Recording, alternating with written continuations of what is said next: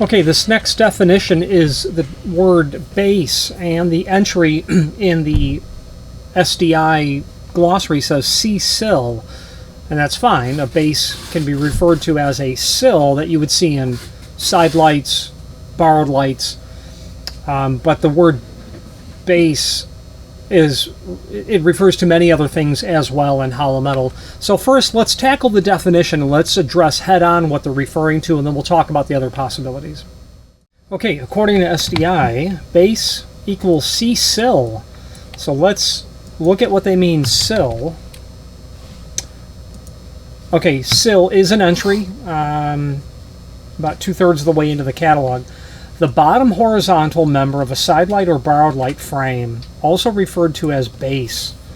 Okay, I've never really termed or used the term base to refer to that specific piece because it's just stick material is really what it is.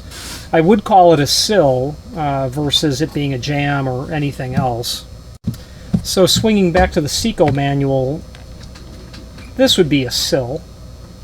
This would be a sill as well. So this is a borrowed light. Think of it as a window.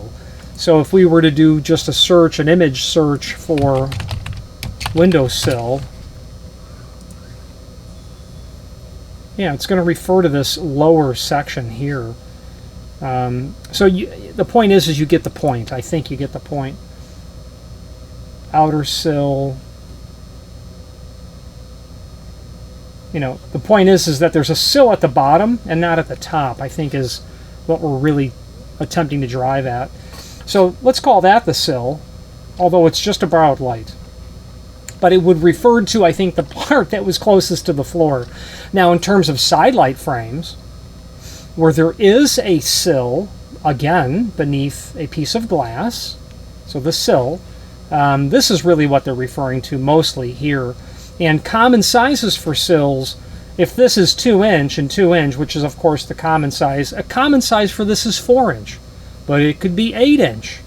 It could really be anything. I've done them 14". I've done them on unusual sizes. And what I like to do with the sill height, assuming that's what the client's after, is to kind of match a window that we would be doing in a door. 2" is very uncommon for a sill. 4" is going to be standard all day long. 8" is also not uncommon. But if you're doing a full light glass, I like to line that up with the sill. However, those sill sections can get very expensive when they're greater than 4", and they also get difficult to cut in your shop because of how big they are. Your 14" chop saw isn't going to cut that in one movement. So that's what I would be thinking of in terms of a sill. Now, horizontal member at the bottom horizontal member of a side light or borrowed light frame, also referred to as the base. Well, again, sill would be the term I'm thinking of, and the sill is going to be that piece of jam stock. You know, you're going to have frames that are prepped. These are unusual profiles, I'm now realizing.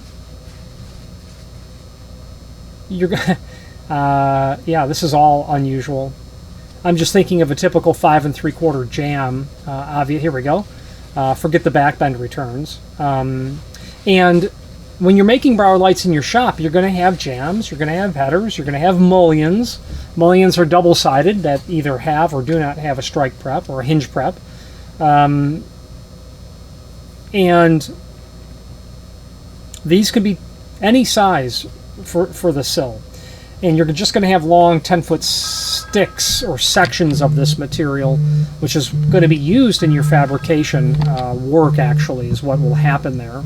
Sorry about that ringing. So in those stick material when you're fabricating, that's what the sill is going to be.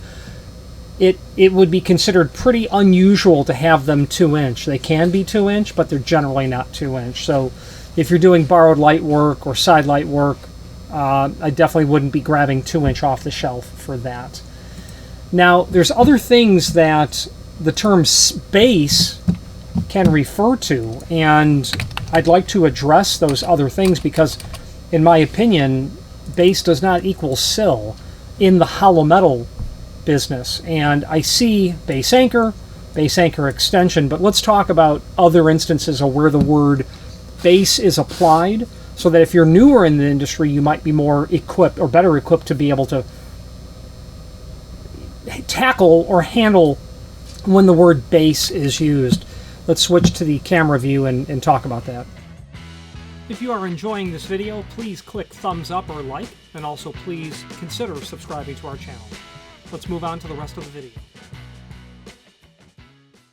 So the typical definition, again, is sill. What's going to be on the floor in terms of a member that's part of a side light frame or a borrowed light, whatever it is, a fabricated door frame or a borrowed light can either be quite simple and straightforward, a 2x2 four-sided welded borrowed light that's going to allow someone to look through from a room out to some other room or hallway. Got it. It could be a side light frame where you're doing a job and you've got 3080 maple doors and 16-inch wide welded hollow metal side light frames all the way down the corridor, both sides. Typical stuff. You're going to need a sill section in there, and that's really what I would call it, is a sill section. If it's not specified, I would probably draw up 4-inch to put that drawing in front of the client to make sure that's normal. They might come back and say, oh no, we need that to be taller. We need that to match the full glass, full height. Great, no problem. How will you come up with 8-inch or whatever? Well, you'll have the factory make it, or one thing that we used to do is just take 2 4-inch and cap them on top of each other. It comes out to be greater than 8-inch, and it is a lot of work to weld, grind, bondo, and sand, and then paint that seam. A lot of work. So you're not going to want to misquote that and then do the work in your shop. But that's the sill. Now, other things that the word base can mean.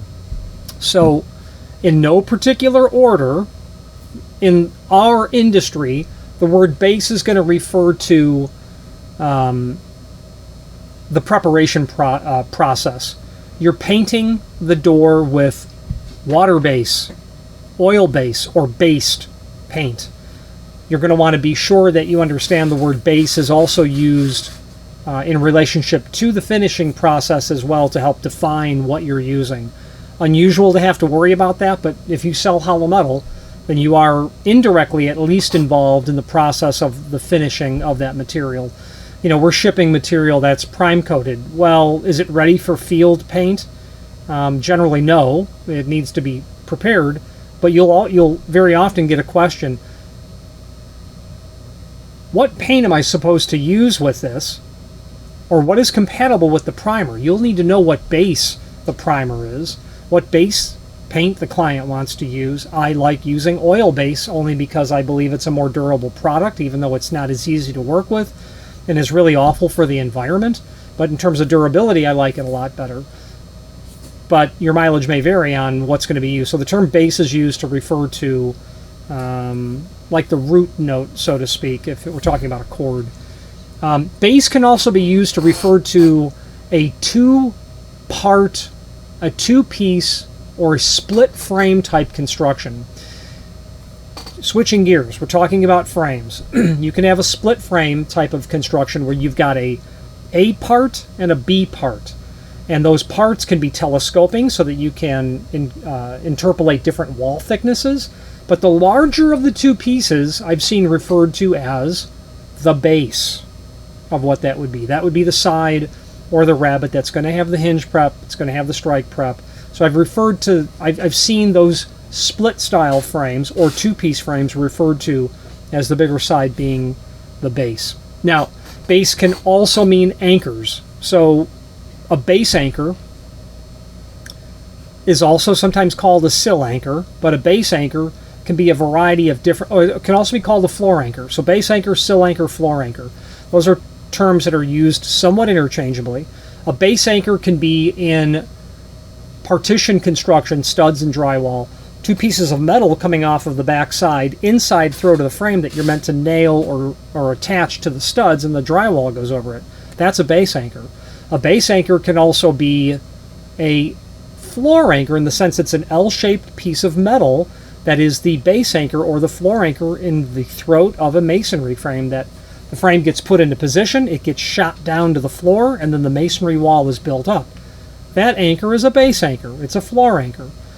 You never see the floor anchor when it's installed, when the frame is installed and the wall is up, except sometimes I'll have customers say, I want reverse floor anchors or reverse base anchors, where you either weld in that anchor so that it projects into the opening, or you remove the existing anchor, cut it, and then weld one in. And the purpose for that is the client is putting a frame into an existing opening and doesn't have the ability to get to the base anchor because it's an existing opening. If you've not hit subscribe yet, we would very much appreciate if you did, and hopefully you're enjoying this video. Now, let's get back to it. And I'll have a client specify a reverse floor anchor or reverse base anchor because they'll shoot that down. They'll get the frame put in the wall, shoot the frame down to the floor through the reversed floor or base anchors because they know they're going to put a threshold on top of it. Because some installers don't like the idea of 3 or 4 expansion anchors, sleeve anchors, holding that frame to the wall. They want to be able to shoot it to the floor or get it anchored to the floor. So I've seen that term base used when talking about anchor types, as has been discussed previously in anchor types. But the word base can also be used to refer to a location. So where would you normally look for a base anchor? Well, you'd look for it at the bottom of the frame or at the base of the frame. So if we were talking about knockdown drywall frames, there will be drywall compression anchors up at the top of each jamb, but at the base, on the face of the jamb, on both sides of each jamb, there'll be dimples for typical screws to go into the studs. That preparation is at the base of the frame. It's down below. So it will absolutely refer to location, but also it can refer to location if you're talking about hospital stops. Hospital stops are prepped at the base of the frame, so that's another use of the word base. Also at the base of the frame is where you would weld in spreader bars. When you are welding frames to go to the job site and you put in the temporary transportation bars, they're called, or spreader bars, those are welded in at the base as well.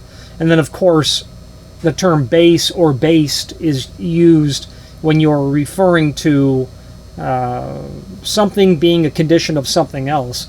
Based on the wall construction, your door assembly is 90-minute rated and not 3-hour. So that's more of a dictionary sort of approach to what the term base or based means. But you'll see that as well. Based upon X, therefore Y kind of thing. And I think that talks a lot about the different types of ways in which the word base is used that are beyond referring to the sill section of a barred light or a some sort of welded side light frame or some sort of structure where you've got a horizontal member that is either making contact with the floor or it's not. You could have a side light frame, and that side light is only, you might be holding it off 4 foot from the floor, and then the rest, let's say 3 feet or so, 2'10" is glass. That lower horizontal section, that would be the sill as well. Your jamb, your mullion, your sill, your header.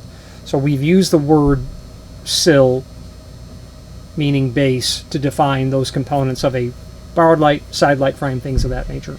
Any questions on how the word base is used and you've not been confused enough, please feel free to reach out to me. Thank you. Let's move on to the next definition.